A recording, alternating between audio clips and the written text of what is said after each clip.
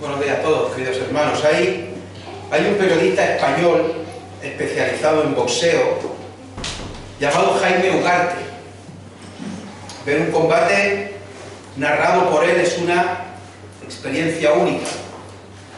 Hace años, cuando estaba viviendo fuera por temas de trabajo, me aficioné en un canal Marca, echaban por la noche, un día a la semana, los combates mejores de la historia, los combates míticos. Y durante bastantes meses esperaba que llegara ese día, a esa hora, para ver los combates de boxeo. Además de que me gustaba el boxeo, también por lo bien que lo narraba este periodista, este comentarista. Decía frases míticas como la siguiente: atención, que esto se acaba. Lo tiene medido, lo tiene analizado y ¡pum! Entró como cuchillo en la mantequilla. Pero miren qué elegancia, qué técnica. Señoras y señores, esto es tan claro como una mañana de primavera. No hay duda, no hay nubarrones en el ring. El dominio es absoluto y la victoria está a la vuelta de la esquina. ¿Qué cátedra de boxeo estamos viviendo? Os invito a la lectura de Hechos de los Apóstoles, capítulo 8. Vamos a leer ahora mismo 4 pasajes. Hechos de los Apóstoles, capítulo 8, versículo 1. Esto ya lo vimos hace unas semanas. Lo vamos a recordar. Hechos 8, 1. Y Saulo consentía en su muerte, la muerte de Esteban. En aquel día hubo una gran persecución contra la iglesia que estaba en Jerusalén, y todos fueron esparcidos por las tierras de Judea y de Samaria, salvo los apóstoles. Y hombres piadosos llevaron a enterrar a Esteban e hicieron gran llanto sobre él. Y Saulo asolaba la iglesia, y entrando casa por casa arrastraba a hombres y a mujeres y los entregaba en la cárcel. Capítulo 9 y versículo 1. Vamos a ver hoy, esta mañana, los versículos del 1 al 6 del capítulo 9. Saulo, respirando aún amenazas y muerte contra los discípulos del Señor, vino al sumo sacerdote y le pidió cartas para las sinagogas de Damasco, a fin de que si hallase algunos hombres o mujeres de este camino, los trajese presos a Jerusalén. Mas yendo por el camino, aconteció que al llegar cerca de Damasco, repentinamente le rodeó un resplandor de luz del cielo, y cayendo en tierra oyó una voz que le decía: Saulo, Saulo, ¿por qué me persigues? Él dijo: ¿quién eres, Señor? Y le dijo: yo soy Jesús, a quien tú persigues. Dura cosa te es dar coces contra el aguijón. Él, temblando y temeroso, dijo: Señor, ¿qué quieres que yo haga? Y el Señor le dijo: levántate y entra en la ciudad, y se te dirá lo que debes hacer. Capítulo 22 y versículo 6.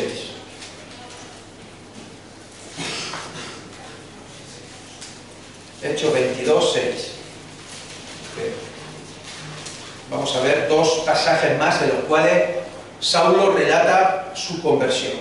Vamos a leer porque hay algunos detalles diferentes.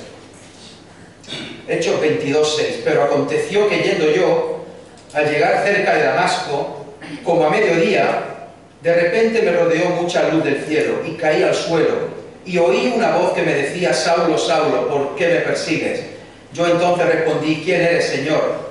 Y me dijo: yo soy Jesús de Nazaret. Yo soy Jesús el Nazareno, a quien tú persigues.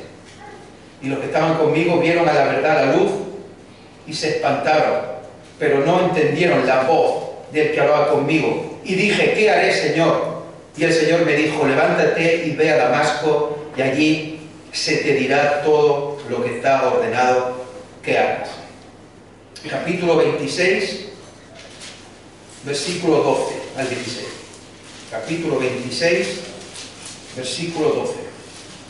Ocupado en esto, iba yo a Damasco con poderes y en comisión de los principales sacerdotes, cuando a mediodía, oh rey, yendo por el camino, vi una luz del cielo que sobrepasaba el resplandor del sol, el cual me rodeó a mí y a los que iban conmigo.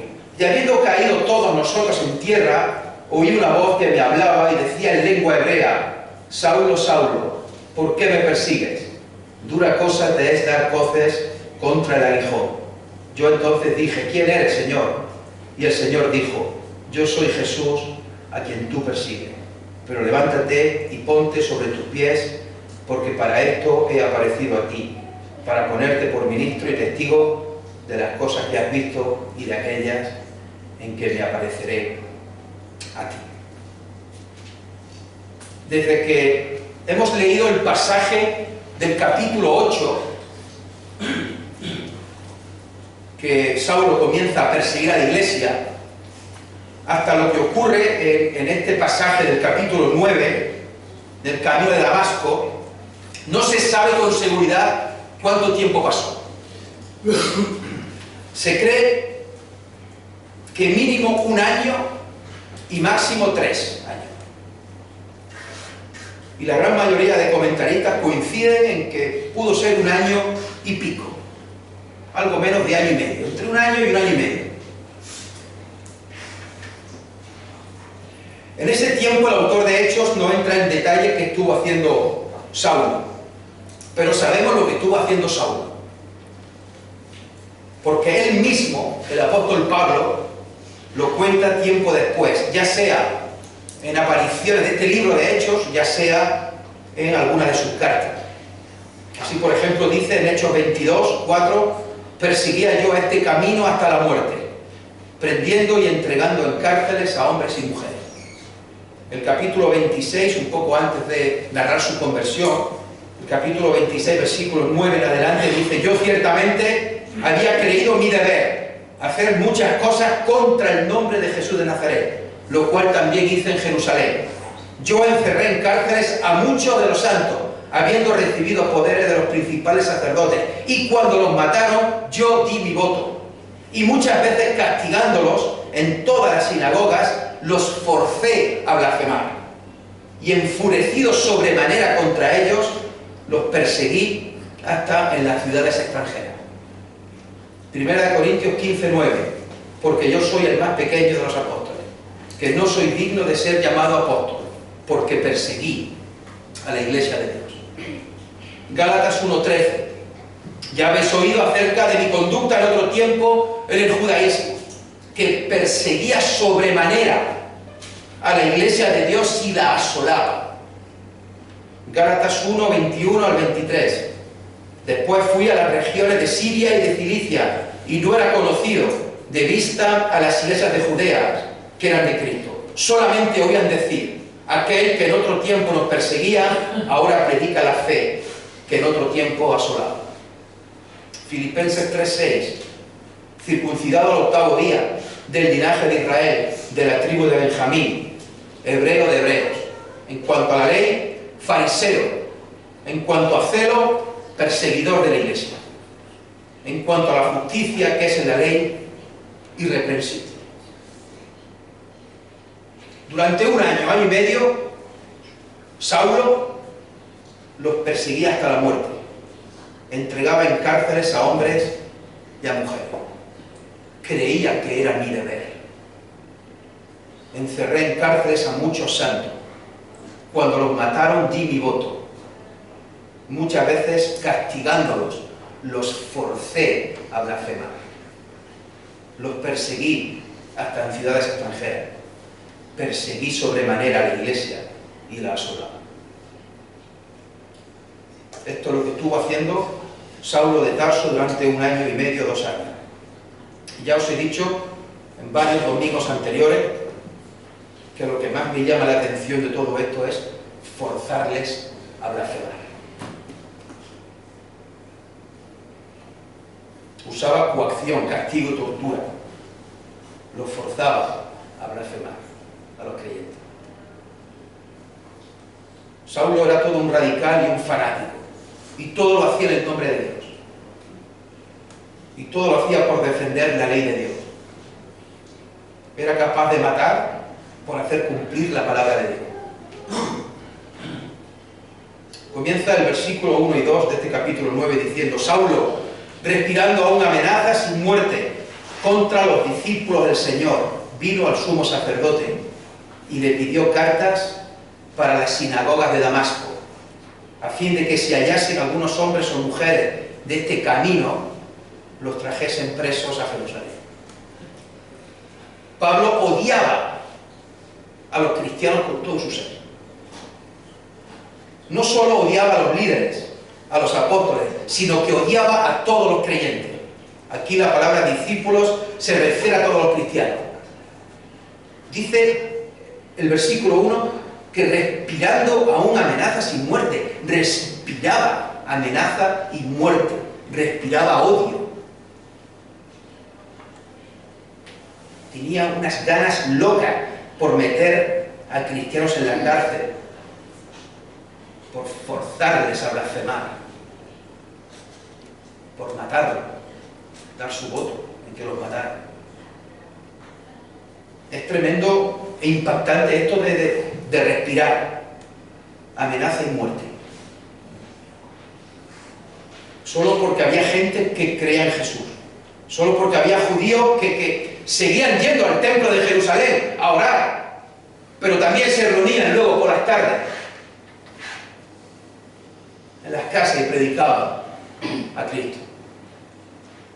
El concilio, el Sanedrín, los que mandaban, veían peligrar ciertas tradiciones, ciertos ritos, ciertas costumbres, que además en muchos casos les suponía beneficio económico. Y uno de los que mantenía más esas tradiciones, esos ritos antiguos, era Saulo de Tarso. Era más celoso que nadie. Un hombre con muchísimo conocimiento de la Escritura. Un hombre criado a los pies de Gamaliel, el maestro más grande de aquella época. No hay más que comprobar con la carta a los romanos que está terminando Juanmi para ver todo el profundo conocimiento del apóstol Pablo sobre el Antiguo Testamento. Y Saulo acude al sumo sacerdote, a Caifás, aunque recordad que el que realmente mandaba era Anás, el suegro. Porque tiene pensado Pablo ir al extranjero. En este caso tiene pensado ir a Damasco a apresar a más judíos cristianos. Y le pide cartas, para que lo entendamos, cartas de extradición, para entregarlas en la sinagoga, para decir, los que sean cristianos, tengo la autoridad de llevarlos a Jerusalén. Pablo va con cartas del Sanedrín, del concilio, firmadas por el sumo sacerdote, y Pablo va con autoridad sobre todas las sinagogas del mundo, porque el Sanedrín tenía máxima autoridad sobre todas las sinagogas del mundo, para arrestar y extraditar a Jerusalén a los cristianos para que sean juzgados. ¿Daros cuenta? La radicalidad tremenda de Saulo. Respirando amenaza, muerte, odio, acude al sumo sacerdote para que le dé cartas para ir a otro sitio extranjero, a otras sinagogas de fuera, para traer a creyentes.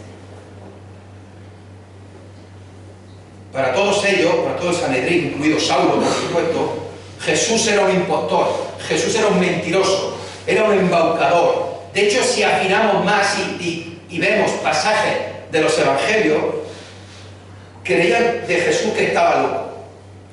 Incluso al principio su propia familia pensaban que estaba loco. Creían que hablaba en nombre de demonios o que tenía un demonio dentro.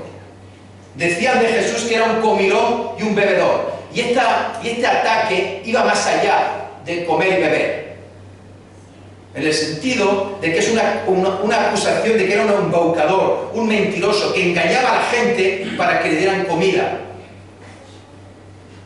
para que comiera y bebiera gratis, que no era trigo limpio, no era de fiar, que era un estafador. Decían de Jesús que no era buena persona. De Nazaret puede salir algo bueno. Y pensaban de Jesús que tenía engañado al pueblo al creer que era Elías, Juan el Bautista o algún otro de los profetas. Así pues, Pablo, con las cartas de extradición, va a Damasco, la antigua capital de Siria, a unos 250 kilómetros al noroeste de Jerusalén. Una semana andando, o si vas montado en un animal, poco menos. Solo con la intención de apresar cristianos y traerlos a Jerusalén para que los juzguen. A estos del camino, como se les llama aquí, y se les dice los del camino porque el propio Señor Jesús había dicho: yo soy el camino, la verdad y la vida. Y se hacían llamar así los del camino. Respiraba odio, y más odio respiraba, porque ¿sabéis por dónde tuvo que pasar Pablo para ir a Damasco? Si os acordáis del otro día, cuando la historia de Felipe, que fue a Samaria, y después fue también Pedro y Juan, pues para ir a Damasco hay que pasar por la región de Samaria, por la zona de Samaria. Y seguro que Pablo iría viendo y oyendo que más cristianos se estaban convirtiendo por la zona, y más enfurecido iba. Y seguro que iba con más prisa para llegar cuanto antes a Damasco.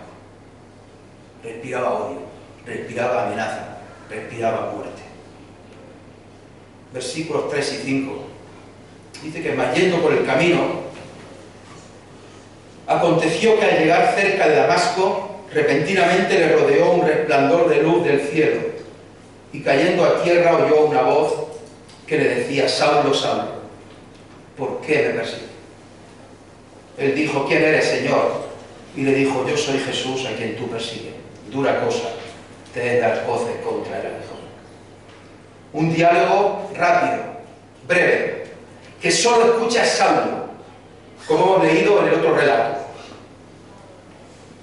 que se produce cerca de Damasco, que se produce al mediodía, la hemos leído también, y le rodea a él, a los que iban, un resplandor de luz que venía del cielo, y era tal la intensidad de la luz que hace que caigan todos al suelo. Ya estuvieran andando, que posiblemente no, o estuvieran montados en un animal, que posiblemente sí, aunque el texto no lo diga.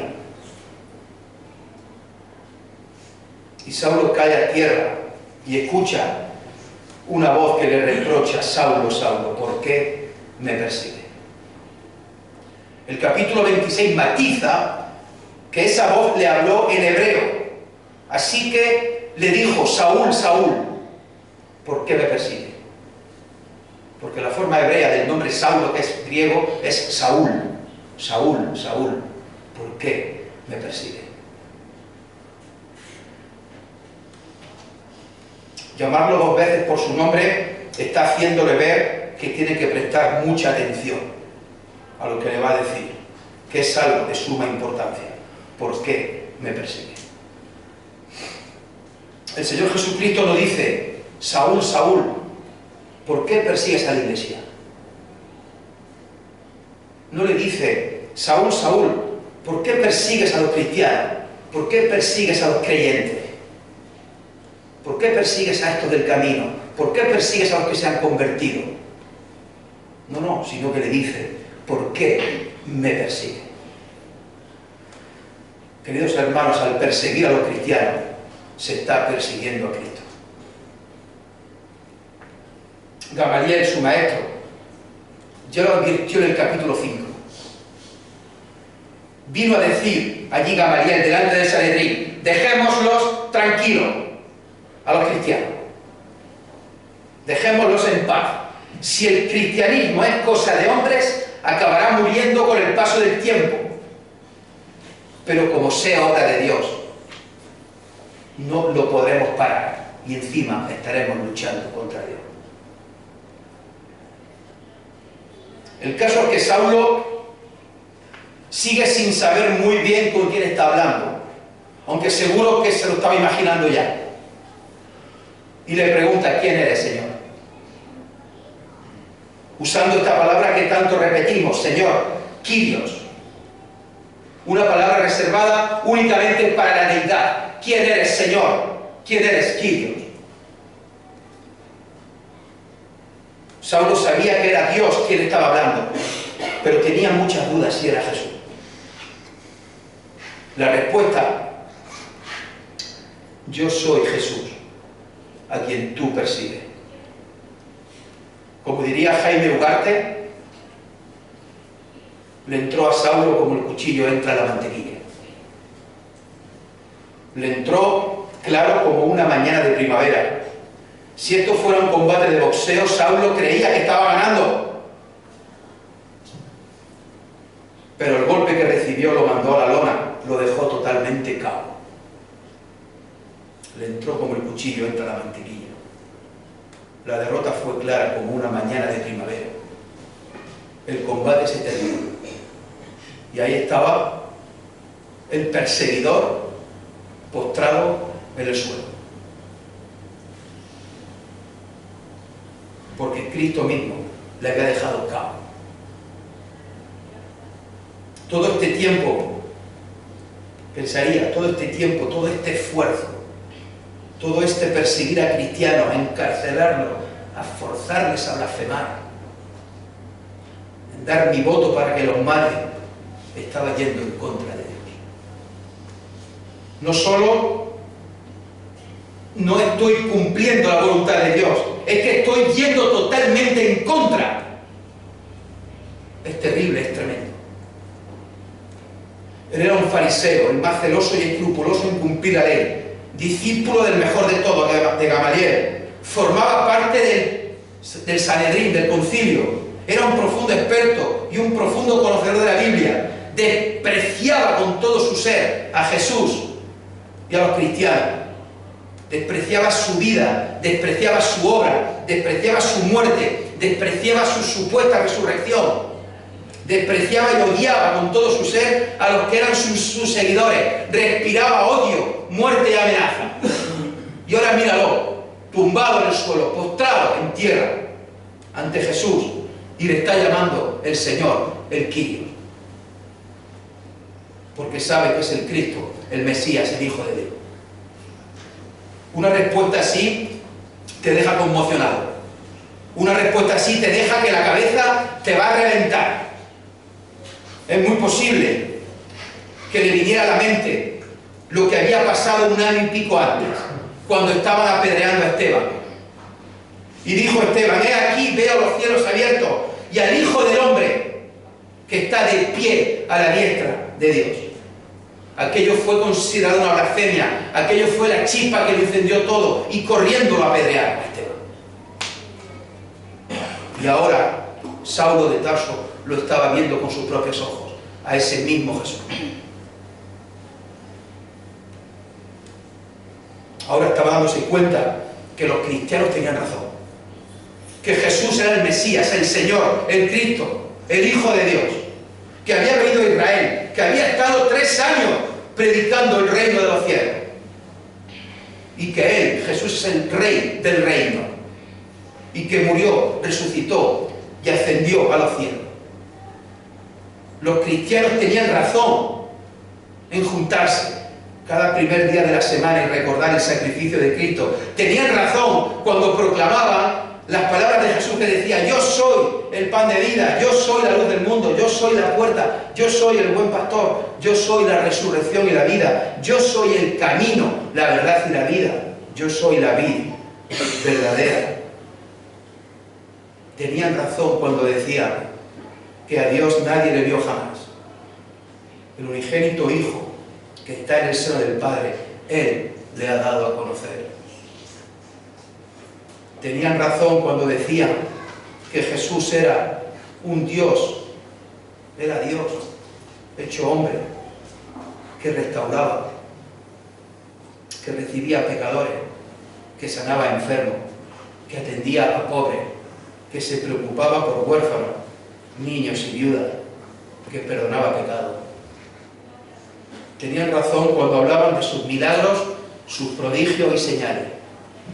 Tenían razón sus palabras, su mensaje, sus parábolas. Tenía razón el sermón de la montaña. Tenían razón cuando hablaban de su misericordia y de su compasión. Saulo, postrado en tierra, recibe el golpe más duro de toda su vida. Y recibe la primera gran lección de teología.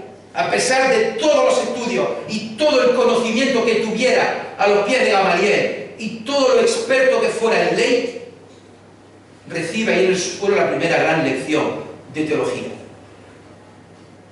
La Iglesia es de Cristo. Los cristianos y Jesús formamos una unidad inseparable. E ir en contra de los cristianos es ir en contra de Jesús mismo. Saulo no solo oyó a Jesús, no fue una voz, sino que lo vio, como dirá luego Bernabé en el versículo 27, y que veremos el próximo día, y como el mismo Pablo dirá también en varias ocasiones en sus cartas, se le apareció, vio a Jesús. No fue una voz, no fue un sueño, no fue un ataque epiléptico, como incluso algunos dicen.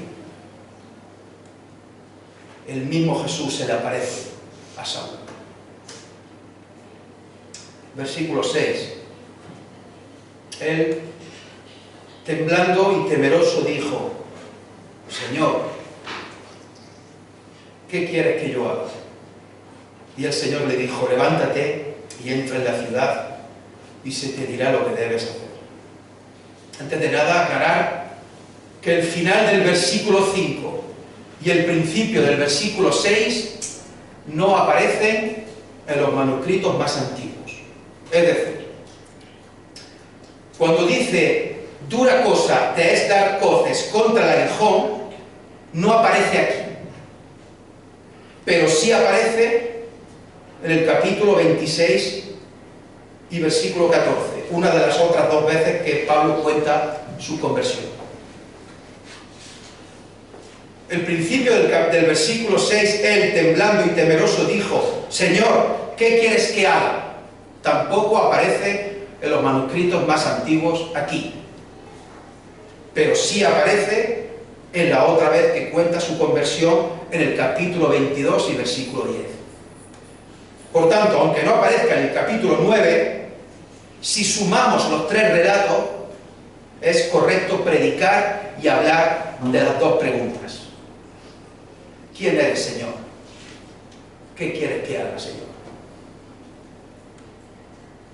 Jesús le dice que se levante, que entre en Damasco, y allí se le dirá lo que tiene que hacer. En el capítulo 26, versículo 16, se indica las instrucciones más detalladamente, que las veremos el próximo día. Saulo formula la segunda pregunta inmediatamente tras conocer a Jesús. Y esto es importante. La segunda pregunta se produce inmediatamente después de que Jesús le responde a la primera pregunta. Y es una pregunta que conlleva una respuesta personal. ¿Qué quieres que haga, Señor? Es una respuesta personal para cada uno de nosotros en esta mañana. La respuesta que recibe Pablo no es la misma que puedo recibir yo. Seguro que hay cosas comunes para todos, como puede ser predicar el Evangelio, el amar al prójimo, el tener misericordia, pero otras son respuestas personales a cada uno. Saulo, el que luego será Pablo, el apóstol Pablo, será encomendado como apóstol de los gentiles, un apóstol con mayúscula. El que era el perseguidor, el que respiraba odio, muerte y venganza, pasará a ser uno de los apóstoles con mayúscula. Hermanos, cada uno tenemos nuestra situación particular y cada uno podemos recibir una respuesta personal y luego cada uno podemos responder de forma diferente cada uno. Pero cada uno de nosotros tenemos que hacernos la siguiente pregunta: Señor, ¿qué quieres que haga? Repito, cada uno con su situación, sus circunstancias, cada uno con su edad, con sus achaques, con su trabajo, con su ministerio. Señor, ¿qué quieres que haga? Una serie de conclusiones que nos van a ocupar un buen rato. La primera de ellas, hermanos, Dios llama, no negocia. Dios llama, no negocia. Es un llamamiento que no se puede rechazar. Jesús llama a Pablo y Pablo cambia su vida y sigue a Jesús. El jueves veíamos que Dios llama a Moisés y también cambia su vida para seguir a Dios y sacar a Israel de Egipto. Hermanos, primero hay que saber quién es Jesús y luego saber qué hacer. Pero primero hay que reconocer que Jesús es el Señor. Y luego el ministerio. No es al revés, no es a la inversa, no es al contrario. Hemos cantado la canción que decía que toda lengua confiese que Cristo es Señor. Y esa es la mejor forma de resumir el libro de Hechos de los Apóstoles. Si tuviéramos que resumir el libro de Hechos de los Apóstoles en 3 palabras, es Jesús es Señor. Hasta que todos confiesen que Cristo es Señor. Primero, hay que reconocer que Jesús es el Señor. Y luego el ministerio, no al revés. No a la inversa, no al contrario. Tercera conclusión, Jesús no le da el plan completo a Pablo, a Saulo. No le dice, bueno, tendrás distintos viajes misioneros, vas a predicar en muchos sitios, vas a sufrir tribulación y te van a acabar matando en Roma. No. Jesús le dice, ve a Damasco y allí se te dirá lo que tienes que hacer. Hermanos, Dios nos dice a través de su palabra cómo debemos actuar, cómo debemos comportarnos, pero no sabemos qué nos acontecerá mañana. No sabemos si tendremos una larga vida o si Dios nos llamará a su presencia antes. Cuarto, hacernos la pregunta de quién eres, Señor, es fundamental en la vida de cualquier creyente. Y es más importante aún si no eres creyente.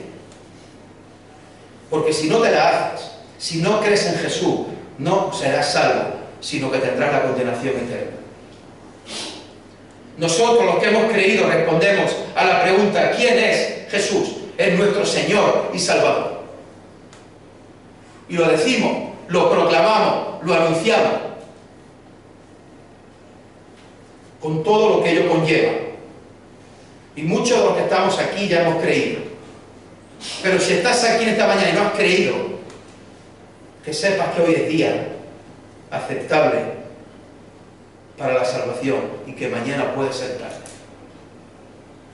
Si aún no has creído, te estamos diciendo que te acerques primero a Jesús, que vayas y veas lo que Él ha hecho, lo que Él ha dicho y lo que Él sigue haciendo por nosotros.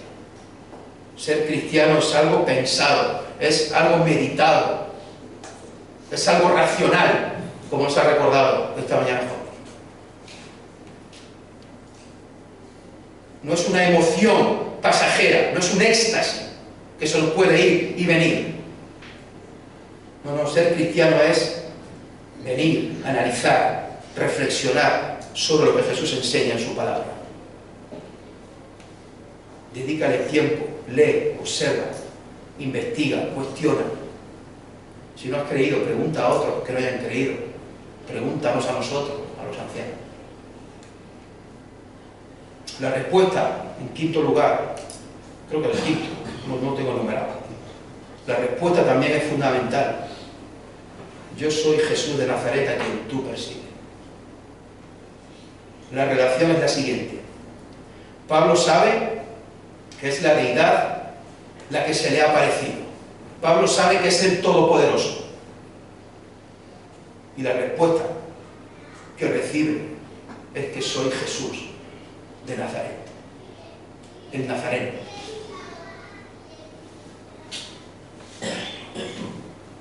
Este hombre que estuvo predicando por Galilea y estuvo enseñando el reino de los cielos, estuvo sanando a enfermos, estuvo consolando a oprimidos, estuvo ayudando a necesitados, pero los religiosos, los escribas, los fariseos, como él, lo condenaron a muerte de forma injusta.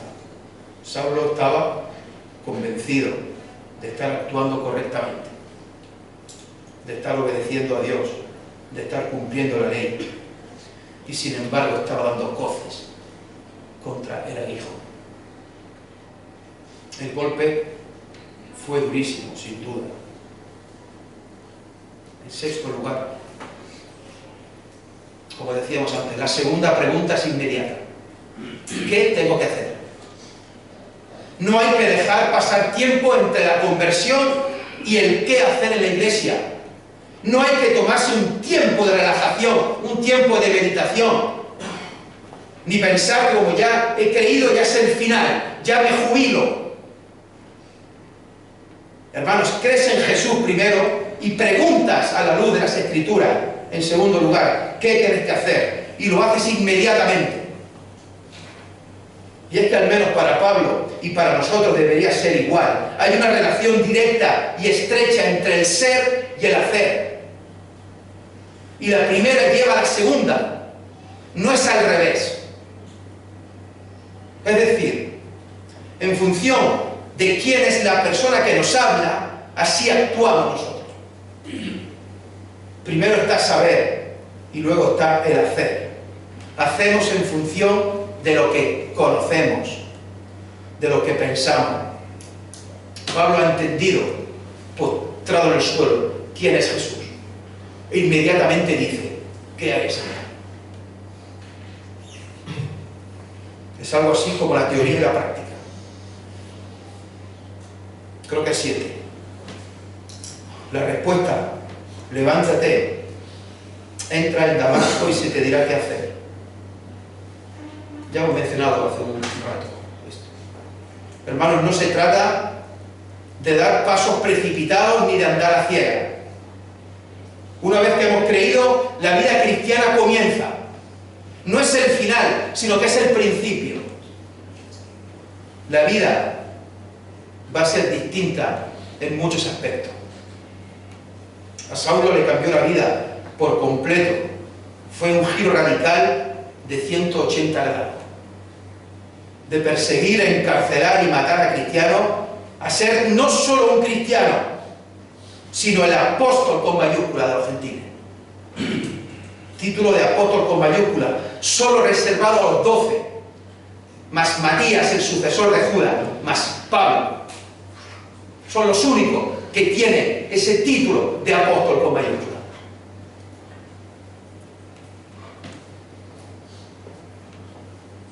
Quizá tu conversión no fue tan radical como la de Pablo.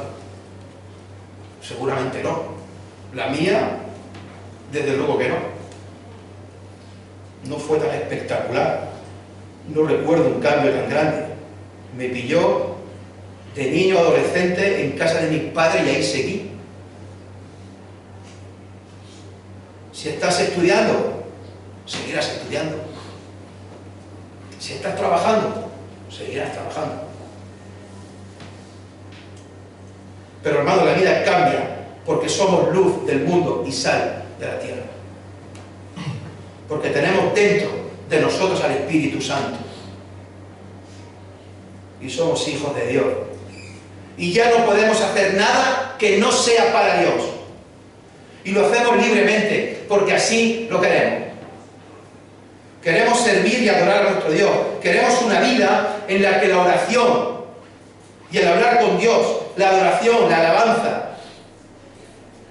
escuchar y estudiar su palabra, la gratitud, el pedir perdón, forme parte de lo cotidiano de nuestra vida y donde ayudar a mi semejante, a mi prójimo, a mi hermano en la fe, e incluso a los que no son de la fe, que forme parte de lo normal y de lo cotidiano.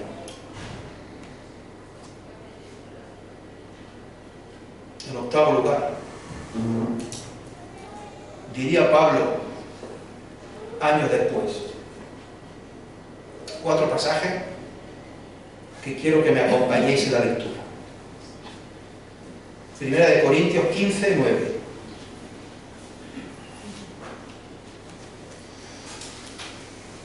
Primera de Corintios 15, 9.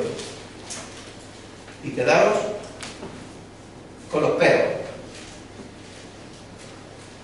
Primera de Corintios 15, 9 y 10. Porque yo soy el más pequeño de los apóstoles, hemos leído antes, que no soy digno de ser llamado apóstol, porque perseguí a la iglesia de Dios, pero por la gracia de Dios soy lo que soy, y su gracia no ha sido en vano para conmigo, antes he trabajado más que todos ellos, pero no yo, sino la gracia de Dios conmigo. Efesios 2, 12.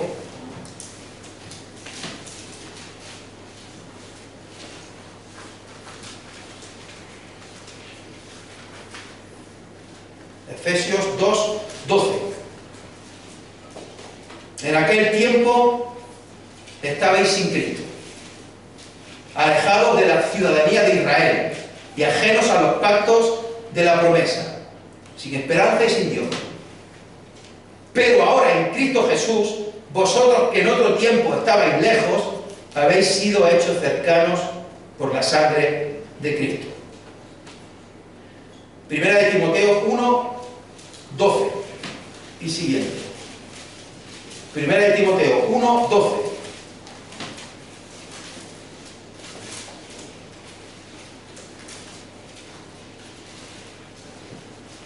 Doy gracias al que me fortalece,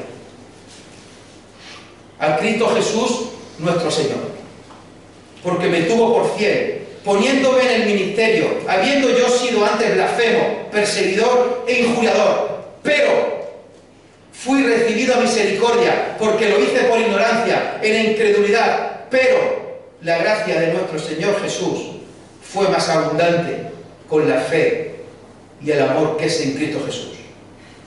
Palabra fiel y digna de ser recibida por todos. Que Cristo Jesús vino al mundo para salvar a los pecadores, de los cuales yo soy el primero. Pero por esto fui recibido a misericordia, para que Jesucristo mostrase en mí, el primero, toda su clemencia, para ejemplo de los que habrían de creer en Él para vida eterna. Por tanto, al Rey de los siglos, inmortal, invisible, al único y sabio Dios, sea honor y gloria por los siglos de los siglos. Amén. Tito 3, 3. Tito 3, 3 al 5.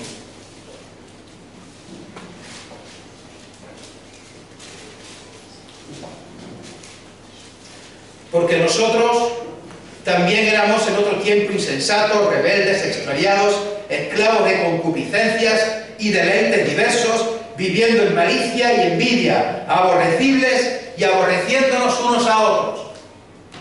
Pero cuando se manifestó la bondad de Dios nuestro Salvador y su amor para con los hombres, nos salvó, no por obras de justicia que nosotros hubiéramos hecho, sino por su misericordia, por el lavamiento de la regeneración y por la renovación en el Espíritu Santo. Benditos peros. He perseguido a la iglesia, he sido blasfemo, injuriador, torturador, he forzado a blasfemar, he votado para que asesinen a cristianos, he respirado odio, muerte y amenaza, pero por la gracia de Dios soy lo que soy, pero ahora en Cristo Jesús, pero fui recibido a misericordia, pero la gracia de nuestro Señor Jesús fue más abundante, pero cuando se manifestó la bondad de Dios.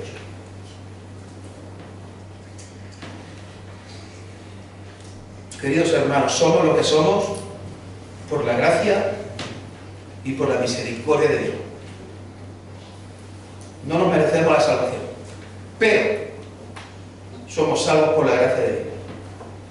Estamos hoy aquí, en esta mañana, reunidos por la gracia de Dios, al enviar Dios a su Hijo Jesucristo al mundo para morir por nosotros, a derramar su sangre en la cruz del Calvario. Por gracia hemos sido hechos cercanos a Dios. Por gracia somos hijos de Dios. Hermanos, todo lo bueno que hay en nuestra vida, las bendiciones, las promesas, la esperanza, el poder ayudarnos unos a otros, la seguridad de la salvación, el estar para siempre con Cristo en el cielo, es un favor inmerecido de parte de Dios. Es por gracia. Años después, este Saulo tendría una enfermedad, una dolencia, un malestar. Él dice que era un aguijón en la carne, un enviado de Satanás que le iba pinchando, aguijoneando, que la bofeteaba. Y dice Pablo que por 3 veces le he pedido a Dios que me quite ese dolor, que me quite ese sufrimiento. Y todos sabéis que le contesta a Dios. ¿Me lo podéis decir? Bástate mi gracia, porque mi poder se perfecciona en la debilidad. Bástate mi gracia.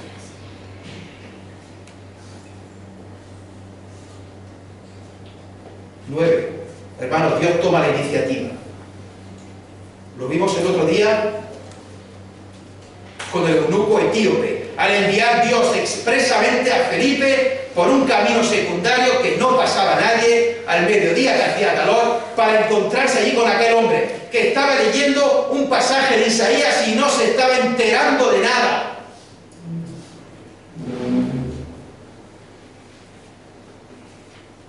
Lo hemos visto hoy con la conversión de Saulo, en la cual se le aparece Jesús mismo.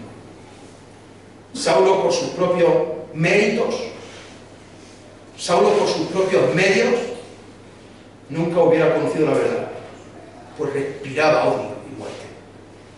Pero Dios, en su gracia soberana, quiso salvarlo.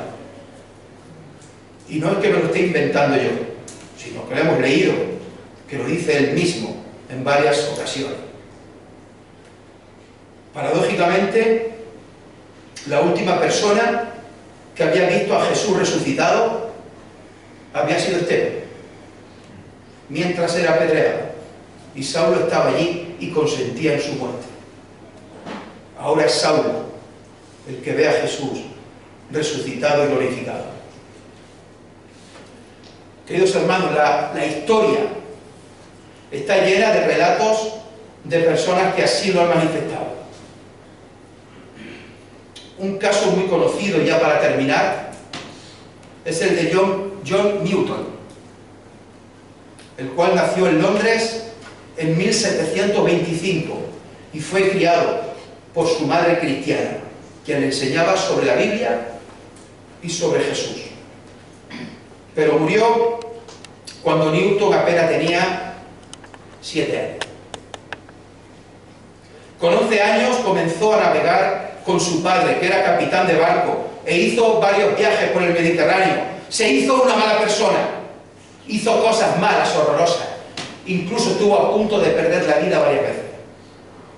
Se alistó en la marina, pero desertó al poco tiempo. Lo atraparon, lo azotaron y lo acusaron de traidor.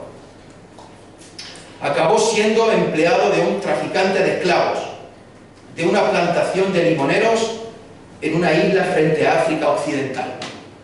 Allí lo trataron de forma cruel y terminó vistiendo harapos y suplicando por comida. Se convirtió en un esclavo. Un día, un barco fondeó la isla y, para su sorpresa, el capitán del barco conocía a su padre. Este capitán lo libró de la esclavitud y se fue con él. Un día vino una tormenta tremenda y estuvieron a punto de morir todos ahogados. Ese fue el punto de inflexión. Dijo Newton: pensé que vi la mano de Dios a nuestro favor. Comencé a orar, pero no podía pronunciar la oración de fe. No pude acercarme a Dios ni llamarle Padre. Cuando llegaron a puerto, seguían preguntándose muchas cosas, pero no había nadie que le ayudara ni le resolviera las preguntas y las dudas que tenía en su mente.